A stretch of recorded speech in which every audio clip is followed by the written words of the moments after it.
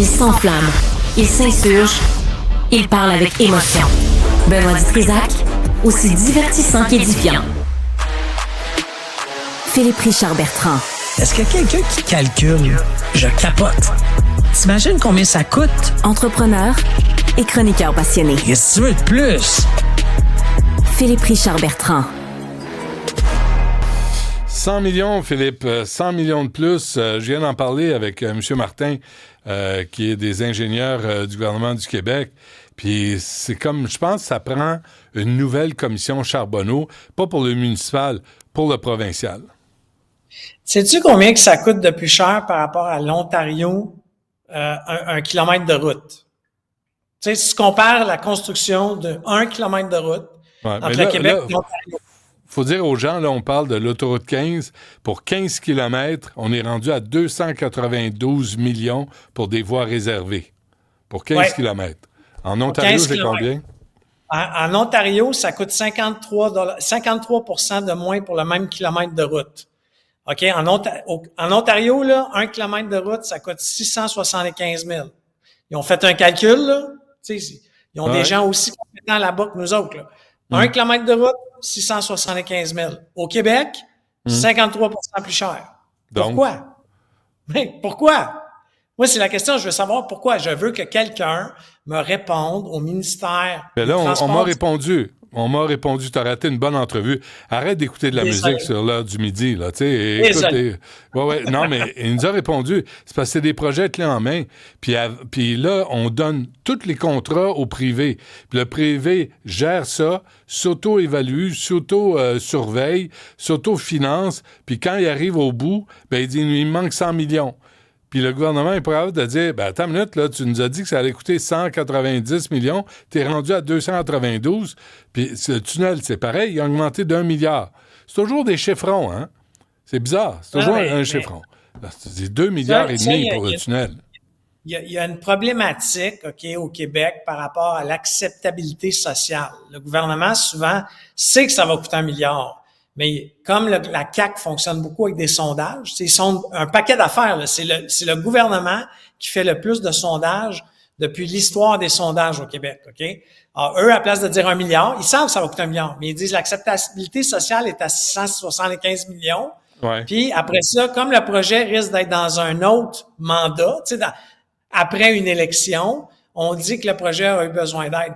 Mais encore une fois, moi, je veux savoir pourquoi, ça peut pas être, encore une fois, uniquement à cause du privé, pourquoi qu'un kilomètre de route coûte plus cher au Québec qu'en Ontario, OK? Ça, là, ça devrait être la base où est-ce qu'il y a quelqu'un au ministère qui regarde partout au Canada, OK? Parce que tu comprends que mais voici les nouvelles normes. Voici les normes. Les employés sont pas payés moins cher en Ontario qu'au Québec, là. Pourquoi ça coûte moins cher et pourquoi que nos travaux au Québec qui sont exécutés cette fois-ci, je suis d'accord avec toi, par l'entreprise privée. Pourquoi? Nous, on a plus de nids de poules. Parce que tu comprends, ils ont un hiver aussi, à Hawkesbury, là, à 10 km, c'est la même affaire. Mais pourquoi que dès que tu passes à Hawkesbury, tu le sens dans ton véhicule que tu es sur une chaussée moins maganée? C'est capoté, là. Je vais ajouter à ça, parce qu'Alex Moranville m'a sorti des chiffres tantôt. Là. Le tunnel Louis-Hippolyte Lafontaine a été construit en 1963. Ça a coûté 75 millions de dollars. Il a fait le calcul, là, ça équivaut en dollars d'aujourd'hui à 738 604 651 dollars et 16 sous. Fait que, là, ça coûte presque 3 fois et demi le prix pour rénover le tunnel Louis-Hippolyte Lafontaine en 2024 avec la technologie d'aujourd'hui. Là, c'est quoi, là? En 63, tout le monde t'a payé une pièce de l'heure? Non, mais pas rien que ça. Quand tu regardes là, l'histoire du stade olympique, le remplacement des anneaux et tout, pour justifier le remplacement, puis pour justifier de pas démolir, puis je comprends que ça pourrait changer à tout jamais la vue des Montréalais. Je suis pas niaiseux. Je fais juste dire que Luc Poirier, l'entrepreneur en construction, en immobilier, arrête pas de manifester publiquement que c'est pas vrai de dire que ça aurait coûté 1 milliard de le déconstruire, de le démolir, que ça coûtait 400 millions. Parce qu'on utilise le milliard de la déconstruction pour justifier de remplacer l'anneau dans un... Tu comprends? Il y aura pas de baseball dans ce stade-là. Là. Il y aura pas de gros événements dans ce stade-là, etc. Alors, on continue à mettre de l'argent dans un actif immobilier qui est en décrépitude, puis qu'on ne sait pas ce qu'on va réellement faire avec. Là. Alors, tu sais, il faut à un moment donné se poser des vraies questions, puis il faut avoir l'heure juste du gouvernement du Québec, à savoir combien coûtent les choses. Parce que c'est sûr que si on nous dit pas, encore une fois, je pense pas qu'on nous ment, c'est qu'on nous dit pas toute l'information d'un coup, fait en sorte que on prend des décisions à court terme. Au même titre que, by the way, on est tous d'accord qu'à Québec, ils ont besoin du troisième lien. On est tous d'accord. Mais donnez-nous les vrais coûts. On veut les vrais coûts tout de suite du troisième lien. Parce que là, avec les études qui sont commandées puis tout, on est d'accord que ça ressemble à un gouvernement qui est en train de dire « Je risque de perdre mes élections, je vais faire beaucoup d'études puis je vais garacher la problématique dans le prochain gouvernement. » Ouais, mais je pense... Moi, je pense que c'est une façon de faire qu'on a au Québec où on veut plus prendre de responsabilités. Là, tu as les ingénieurs du Québec qui disent hey, faudrait faire attention à comment ça fonctionne, comment on paye, qui reçoit les paiements et qui gère les chantiers. Mais là, on a décidé de tout donner au privé. Je pense pas que ce soit une bonne idée. Mais c'est pas le privé qui paye, là. C'est le public qui paye. Il faut ramener des ingénieurs au ministère du Transport du Québec. On a perdu une expertise extraordinaire qui est allée au public. C'est moins sexy, il faut pas se le cacher, d'aller peut-être travailler. Un ministre qui connaît ça aussi. Ouais, c'est sûr que un ou une ministre qui connaît les infrastructures, ça aiderait. Mais il faut faire attention avec ça parce que les derniers ministres de la Santé qui étaient médecins, ça n'a pas été grand-chose non plus. Bon point. Je l'accorde. 1-0. Les fonctionnaires, rapidement avant qu'on se quitte, les fonctionnaires fédéraux, Justin a fait plaisir à beaucoup, beaucoup d'amis. Hey, 3000 cadres additionnels. Je ne parle pas de fonctionnaires additionnels. Ouais. Juste les boss. Il y a 3000 boss de plus depuis 2016. C'est énorme. C'est énorme. Hey, c'est des gens qui font entre 135 et 250 000 $. C'est beaucoup de monde. En tout cas, j'espère que le ratio, moi, j'essayais de le trouver, je le trouve pas, mais c'est quoi le ratio patron versus employé? Ouais. Tu comprends?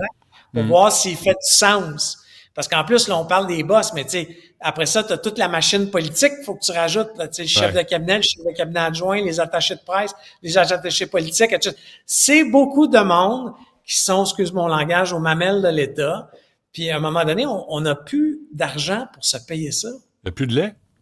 Il n'y a plus de lait. Ils vont tomber au lait en poudre. Tu sais, arrêtez de têter la mamelle, là, il n'y aura plus de lait. Et là, on n'est pas loin de ça. Tu comprends qu'il y a un fonctionnaire qui a gagné sa permanence, peu importe qu'il soit au fédéral ou au provincial, c'est indélogeable. Tu sais, tu peux pas te débarrasser de ça, excuse mon langage, mais tu sais, là, ils vont les promener d'un ministère à l'autre. Puis en plus, moi, ce que j'ai entendu, c'est que c'est pas moi qui ai donné la statistique, c'est Carl Blackburn, qui est le président du Conseil du patronat du Québec, qui disait que 63% des fonctionnaires s'en allaient à la retraite d'ici 2030. 63%. Ouais. Fait qu'on nomme plus de... Ouais. Non, mais écoute, c'est le temps de faire mieux. Hey, laissez-les partir à la retraite. Remplaçons-les pas. Ouais. Tu comprends? Ouais. On a l'opportunité de ne pas les remplacer. Mais on dirait que tout ça est fait à l'aveugle. Tu décides d'un nombre, tu vérifies pas c'est quoi les travaux qui sont accomplis. Tu sais pas, tu crées des programmes. Tu sais, là, QS veut mettre un programme pour nourrir les enfants à l'école. 770 millions, OK? Tu coupes quoi pour offrir ça? Bloc québécois qui offre des pensions jusqu'à 75 ans au Québec. Là, OK, 3 milliards. Tu coupes quoi pour payer ça? Il est temps qu'on pose la question. Tu sais, qu'on soit réaliste, là, puis qu'on ait une capacité de payer limitée, puis qu'on arrête de dire, tiens, l'argent sort par les fenêtres. Non. Tu offres un nouveau programme, tu coupes lequel en échange. Puis en fait, c'est une saine gestion dans une entreprise privée là, qui a tu sais, faut pas se cacher, le Canada est en difficulté en ce moment. Faut voir ça comme une entreprise qui va pas bien. Ben, quand tu fais une dépense de plus, il faut que tu coupes ou tu aies des revenus de plus. On ne peut pas plus taxer les Québécois, là, honnêtement. Merci, Phil. On se reparle demain.